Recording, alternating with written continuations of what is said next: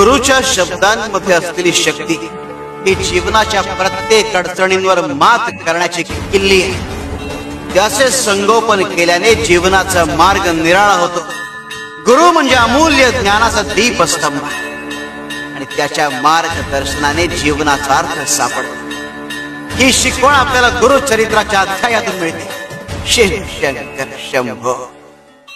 ब्रह्मा, विष्णू आणि महेश तिघही एकमेकांची पूजा करतात, कारण त्यांची आपापली बलस्थान आहे।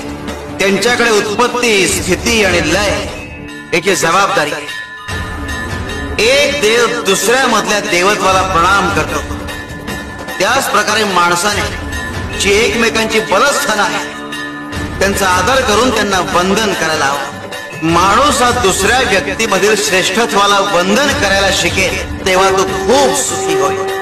शिव शंकर शंभो।